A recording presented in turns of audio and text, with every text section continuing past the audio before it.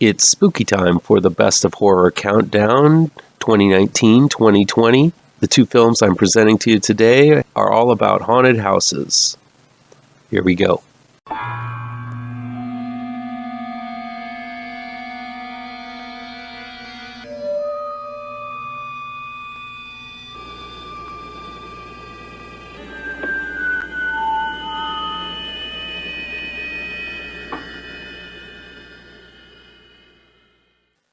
Welcome to the official Best in Horror 2019-2020 countdown on ML Miller Frights, a part of the Kings of Horror Network. I'm ML Miller.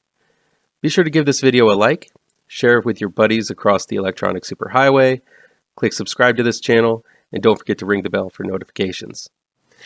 If you're in the Chicago area and love horror, you have no excuse not to head out to the Chi-Town Movies Drive-In for the Music Box of Horrors. Every night in October for 31 nights of horror, there will be late shows Sunday through Thursday and double features every Friday and Saturday night. Every weekend is themed, Grindhouse Fridays, Rip-Off Saturdays, and Sequel Sundays. Tonight they're playing Jennifer's Body, which is one of those horror movies that has aged really well, and it really is a cult classic. Look below for a link to the schedule, where to get tickets, and directions to this awesome horror event. The coveted number 13 spot belongs to The Haunted, released on May 22nd, 2020. It's available on digital download and on demand from Vertical Entertainment. It's also available on Hulu. The Haunted was directed and written by David Holroyd. Sophie Stevens plays Emily, a rookie caretaker assigned to stay the night watching over a catatonic patient named Arthur, played by Nick Bailey. After a quick run-through of her responsibilities, the day shift takes off, leaving Emily alone all night. Almost immediately, Emily becomes locked out of the house when the door suddenly shuts, but eventually, and luckily, she's able to get back in through a side door.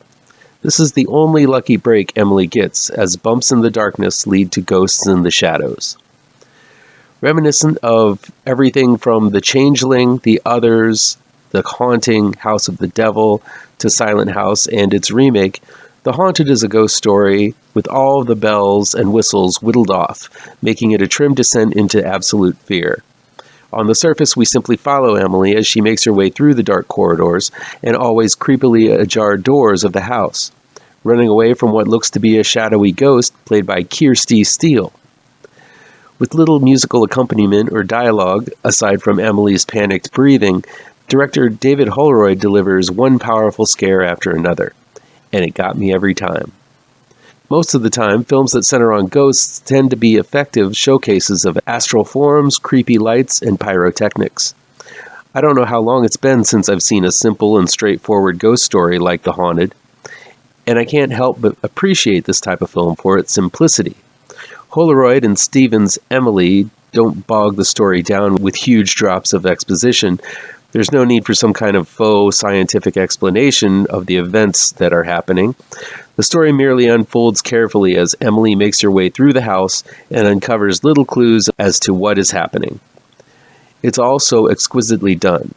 The way we reach each sensible but still surprising end comes together subtly and beautifully. Those used to big spectacles, jump scares, and comedic relief after them are going to be sorely disappointed. Some might have to pack a big bag of patience to make it through The Haunting, as it takes its sweet time to play out.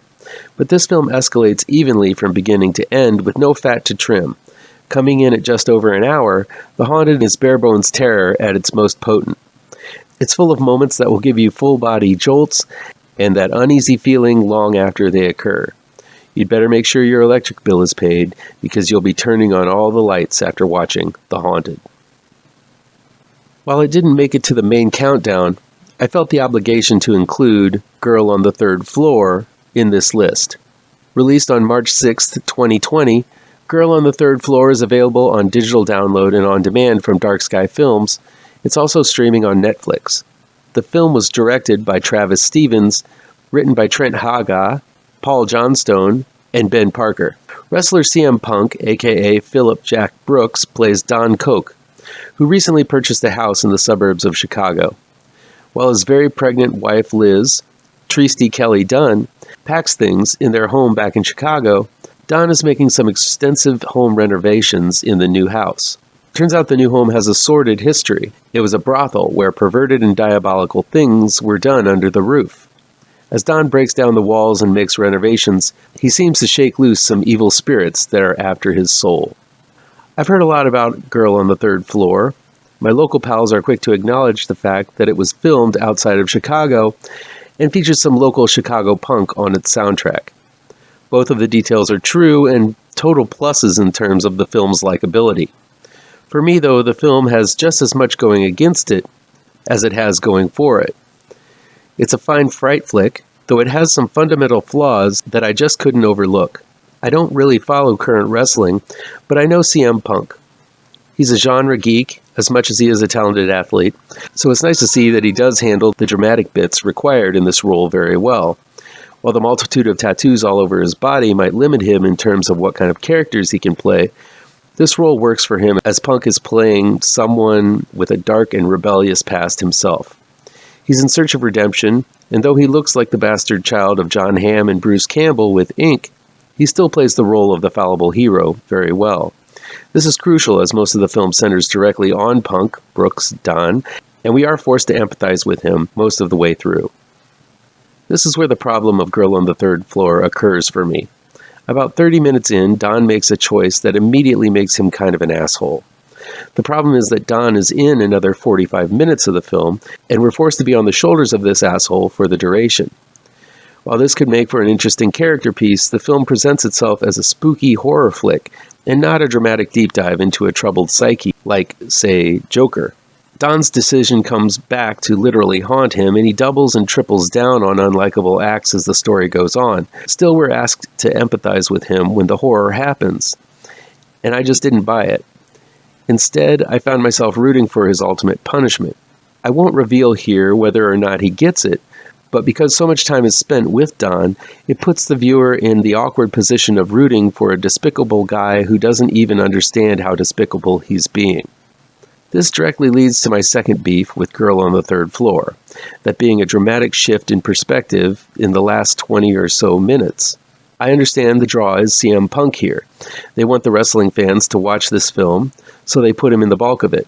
Still, it makes everything weird when all of a sudden we're following someone else in the third act, especially when we go through the same experience with this character as they see weird things at the house and ultimately fight back against them close to the same way we saw Don do it in the first hour.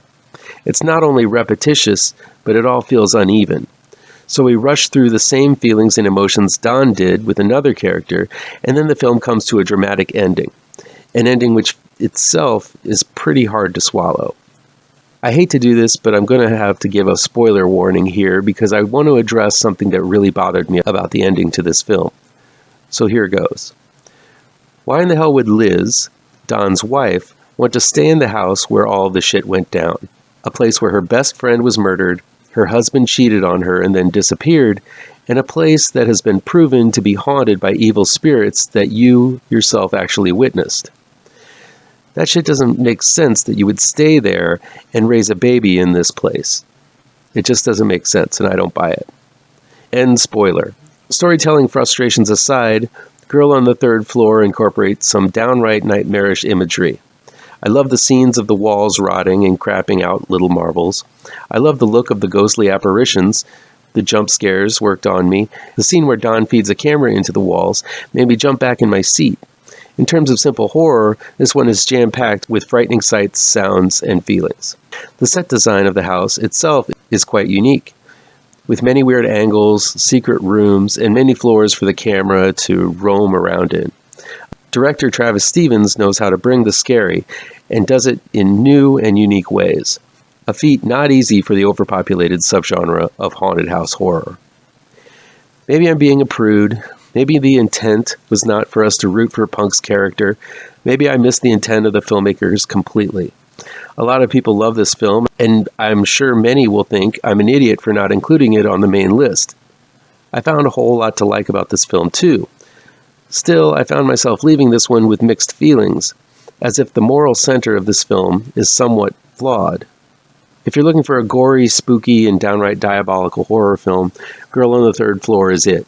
Just don't think too much about the storyline. and I'm pretty sure you'll enjoy it. That'll be it for today. Check back in tomorrow for my next pick on the countdown. Please chime in down in the comments and let me know what you think of these films, how on the nose or mind-numbingly wrong I am, or you can counter with your own list. If you like this video, please pound that thumbs up button. Share this video with your social media addicted pals. If you're looking for written reviews, you can find them on mlmillerwrites.com. That's where you can find the rest of this countdown as well. Don't forget I have 2 new horror comic book trade paperbacks that you should look for. GRAVETRANCERS is out right now, and Pirouette, collecting never-before-published issues, will be out in late November, early December, Diamond Order Code APR 201712. And be sure to subscribe to this channel and ring that bell for notifications so you can be the first to see my future videos. Thank you so much for your time, and take care.